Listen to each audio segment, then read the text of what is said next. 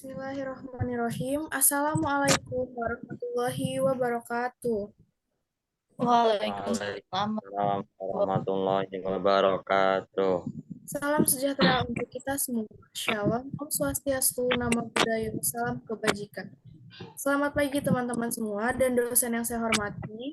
Sebelumnya saya mengucapkan terima kasih kepada dosen pengampu mata kuliah hari ini, Ibu Dwi Asri Siti Ambarwati, yang telah memberikan kesempatan kepada kelompok kami untuk presentasi. Dan juga saya ucapkan terima kasih kepada teman-teman yang sudah hadir. Saya Adelia Putri dengan NPM 2211021081 yang akan bertugas sebagai moderator dalam presentasi kelompok 7 kali ini. Tentunya saya tidak sendiri, saya bersama dengan teman-teman saya. Perkenalkan, nama saya Rian Hidayat dengan NPM 2211021020. Saya Nisa Fitriani dengan NPM 22110245. Dan saya Yahya Putra Bungsu dengan NPM 2211021049. Dan saya Savitri Pananwangi dengan NPM 2211021079. Baiklah, untuk mempersingkat waktu, kita langsung saja ke materinya, yaitu tentang kepemimpinan. Kepada presentator, dipersilahkan. Baiklah, materi yang pertama adalah kepemimpinan. Next.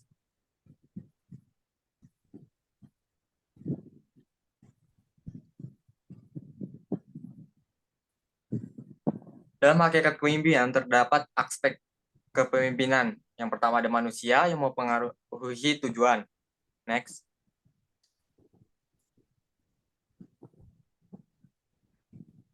Terdapat kutipan dalam materi ini, yaitu kepemimpinan adalah kemampuan untuk mempengaruhi orang lain guna mencapai tujuan organisasi. Next. Materi yang selanjutnya adalah kepemimpinan masa kini. Kepemimpinan masa kini berubah seiring berubahnya organisasi. Artinya, konteks lingkungan tempat pemimpin dijalankan mempengaruhi pendekatan apa yang paling efektif. Di samping pemimpin seperti apa yang dikagumi masyarakat, teknologi dan kondisi ekonomi, tenaga kerja, serta nilai-nilai sosial budaya sepanjang masa semuanya memainkan peranan. Slide yang sebelumnya, tolong.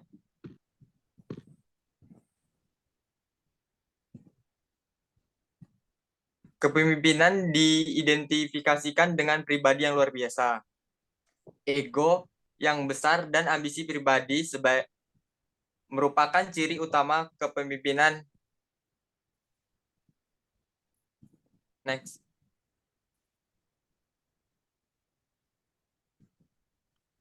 Pendekatan post-teorik.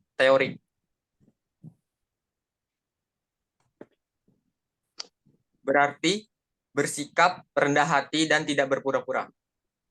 Mengutamakan tindakan stabil, tidak kasat mata, dan tanpa pamrih dilakukan setiap hari oleh para pemimpin.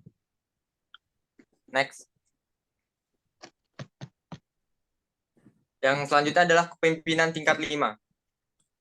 Kepemimpinan tingkat 5 merupakan sebuah kepemimpinan yang mengubah perusahaan dari sekedar hebat menjadi benar-benar hebat. Seperti yang ditulis dalam buku Good to Great oleh Jim Collins.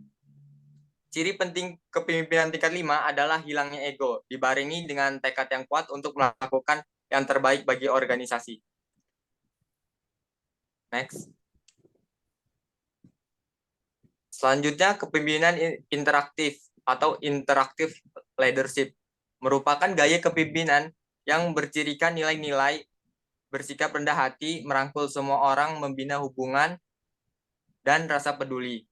Kepemimpinan interaktif juga berarti bahwa pemimpin lebih menyukai proses konsensual dan kolaboratif, serta pengaruh muncul lewat hubungan, bukan kekuasaan, posisi, dan wewenang yang formal. Next.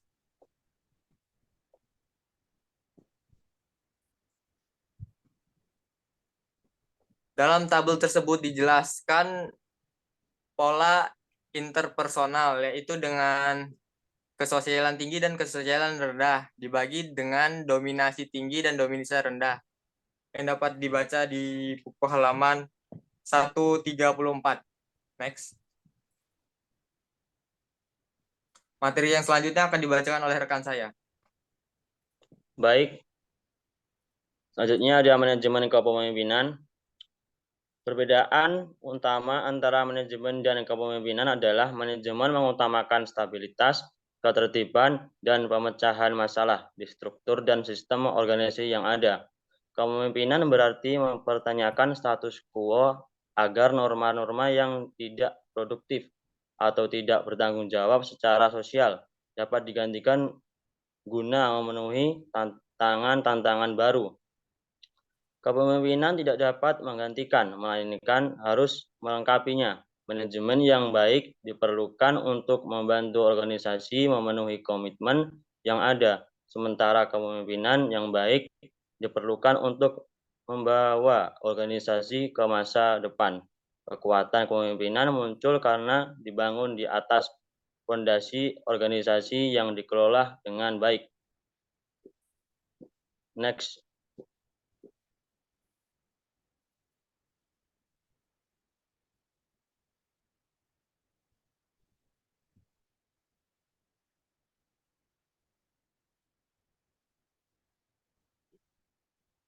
Selanjutnya ada karakter kepemimpinan. Karakter kepemimpinan berbagai upaya awal untuk memahami kesuksesan kepemimpinan berfokus pada karakter kepemimpinan. Karakter traits adalah ciri pribadi kepemimpinan yang menonjol seperti kecerdasan, kejujuran, kepercayaan diri, dan bahkan penampilan. Next.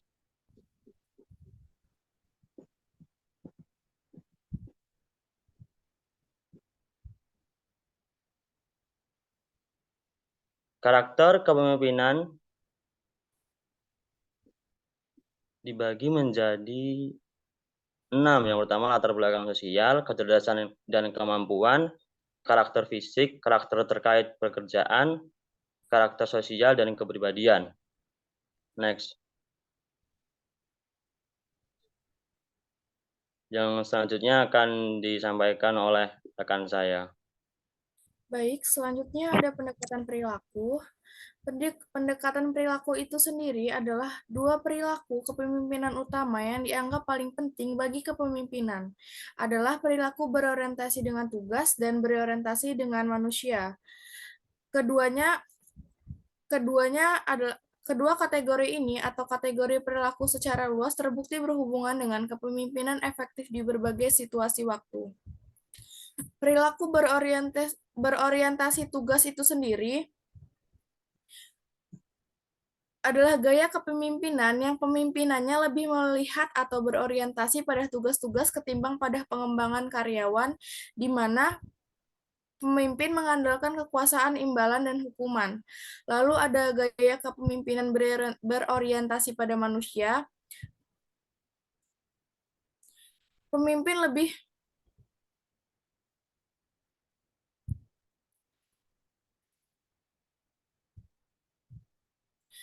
lebih mempercayai bawahan, pimpinan menciptakan lingkungan kerja yang suportif dan juga menyediakan kebutuhan bawahan.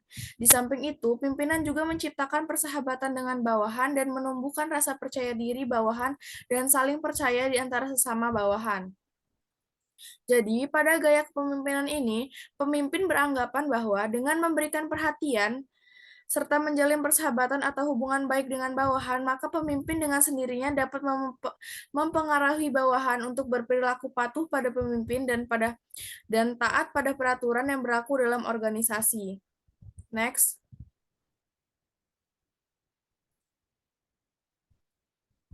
Program penelitian perilaku kepemimpinan ada 3, yaitu Ohio State University, University of Michigan, University of Texas. Next.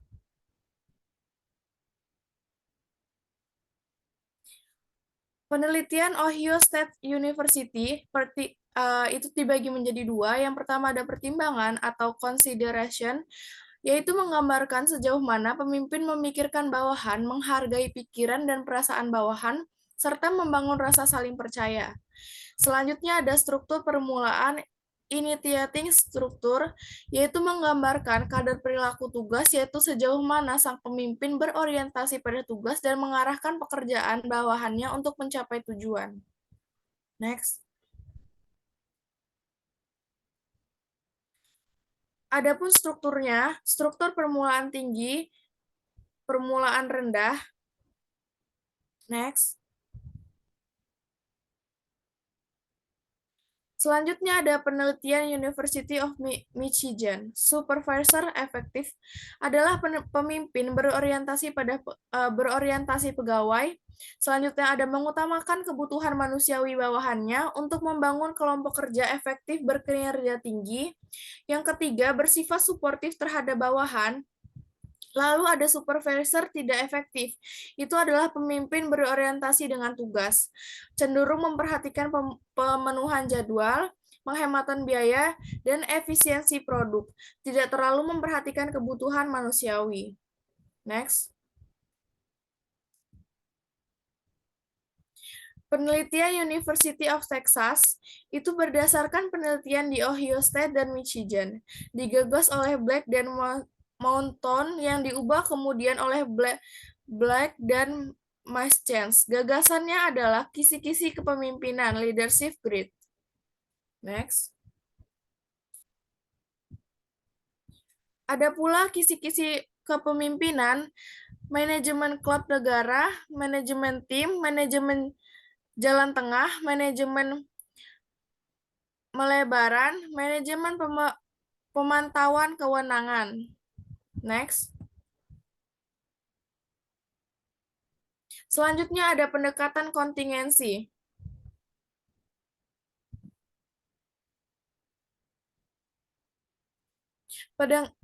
Pendekatan kontingensi menggunakan teori hubungan pemimpin, pengikut, dan pendekatan perilaku untuk mendalami bagaimana situasi di organisasi mempengaruhi efektivitas kepemimpinan. Itu meliputi teori situasional Hersey dan Blanchard, teori kontingensi Feder, dan pengganti kepemimpinan. Teori Hersey dan Blanchard itu sendiri, teori kepentingan situasional merupakan pengembangan menarik dari teori perilaku yang terangkum pada kisi-kisi kepemimpinan pendekatan Hersey dan Blanchard. Banyaknya berfokus kepada karakteristik pengikut dan menentukan perilaku kepemimpinan yang sesuai. Inti dari teori situation Hersey dan Blanchard adalah tingkat kesiapan bawahan berbeda-beda. Selanjutnya ada teori kontingensi Feder. Filter dan rekan-rekannya mendalami unsur-unsur situasi organisasi lain untuk menilai kapan suatu gaya kepemimpinan lebih efektif daripada gaya kepemimpinan lain. Pengganti kepemimpinan. Pengganti kepemimpinan menyebabkan gaya kepemimpinan tidak diperlukan. Contohnya, bawahan yang sangat profesional yang tahu cara mengerjakan tugas mereka tidak memerlukan pemimpin yang memberikan struktur kepada mereka dan apa yang seharusnya mereka kerjakan. Selanjutnya dari perilaku hubungan, perilaku suportif, berbagi ide untuk atasan, berbagi ide dan membantu pengambilan keputusan, menjelaskan keputusan dan memberi kesempatan untuk meminta klasifikasi, mengalihkan tanggung jawab atas keputusan yang dan penerapannya, lalu memberikan arahan spesifik dan mengawasi kinerja dengan seksama. Selanjutnya ada kesiapan pengikut, mampu dan mau atau percaya diri, mampu tapi tidak mau dan tidak percaya diri, tidak mampu tapi mau atau percaya diri, tidak mampu dan tidak mau atau tidak percaya diri. Next.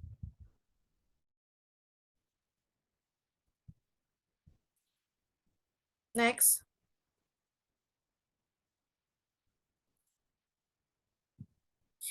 Pengganti kepemimpinan itu terbagi menjadi 3.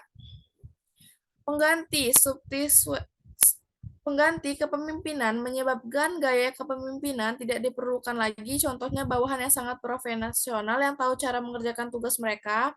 Yang kedua ada pembatalan, meniadakan gaya kepemimpinan dan mencegah pemimpin untuk menunjukkan perilaku tertentu.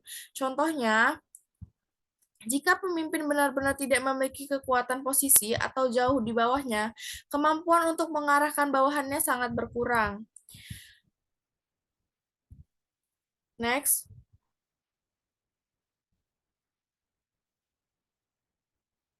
Next. Selanjutnya ada variabel situasi terhadap karakteristik kepemimpinan yang seperti sudah saya jelaskan tadi, itu ada pengganti, pembatal dengan contoh yang tadi. Selanjutnya, next.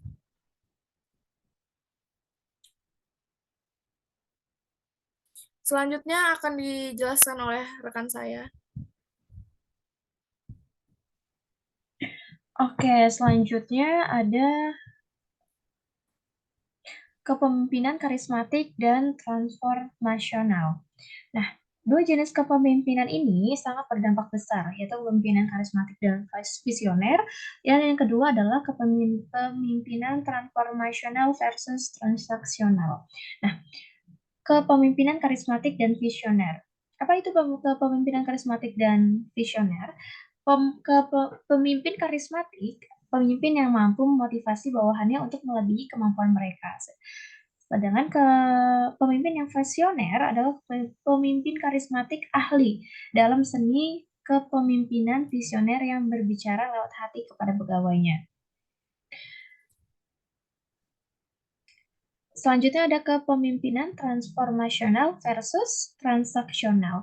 Pemimpin transformasional mirip dengan karismatik, namun memiliki kemampuan memunculkan inovasi dan perubahan.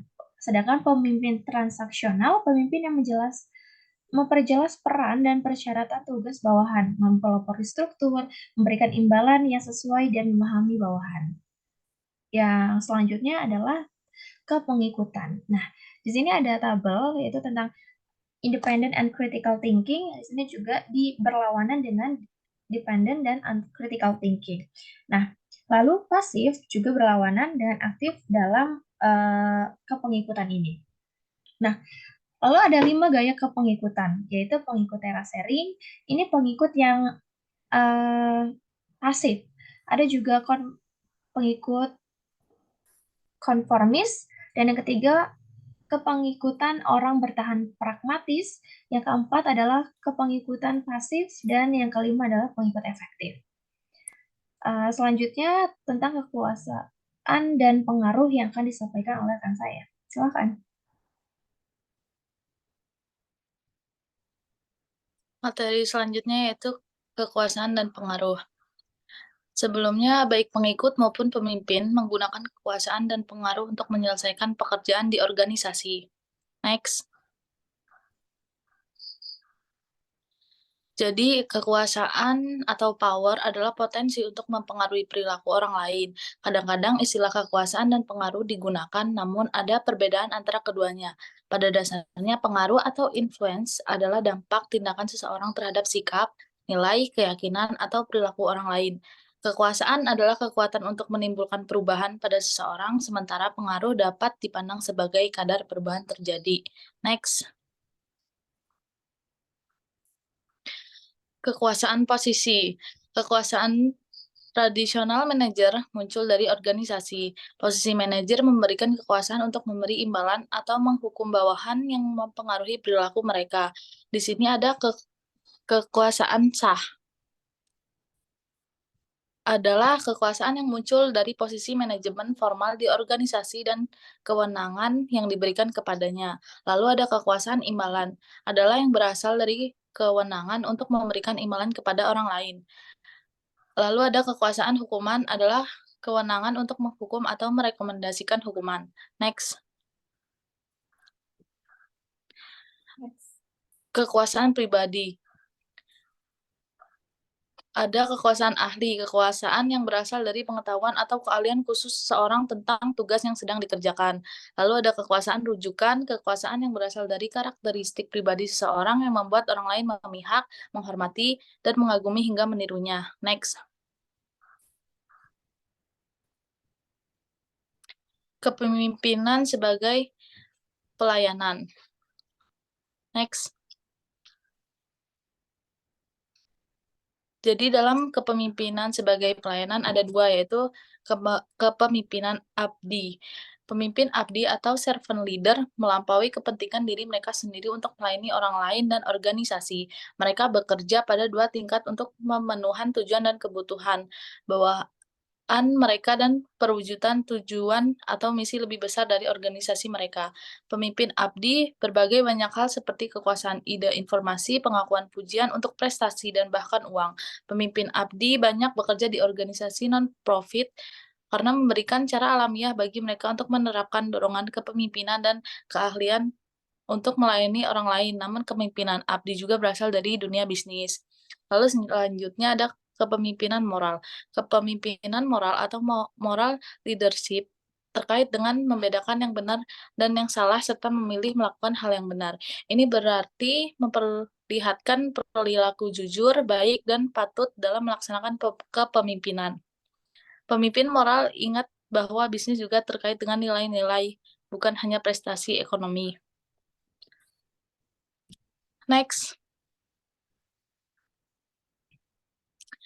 Baik, materi dari kelompok kami, saya kembalikan kepada moderator. Baik, terima kasih kepada presentator yang sudah menjelaskan materinya. Selanjutnya, untuk teman-teman yang sekiranya nanti ingin bertanya, kami akan membuka sesi diskusi di forum Fiklas. Jadi untuk teman-teman yang ingin bertanya, bisa langsung memberikan pertanyaan di kolom komentar. Demikianlah presentasi dari kelompok kami. Untuk sesi ini kami akhiri. Selanjutnya kami tutup. Saya mewakili kelompok saya. Mohon maaf apabila ada kekurangan dan keterbatasan dari kelompok kami. Dan terima kasih kepada semuanya yang sudah memperhatikan. Sekian dari saya. Wassalamualaikum warahmatullahi wabarakatuh. Waalaikumsalam warahmatullahi wabarakatuh. Waalaikumsalam.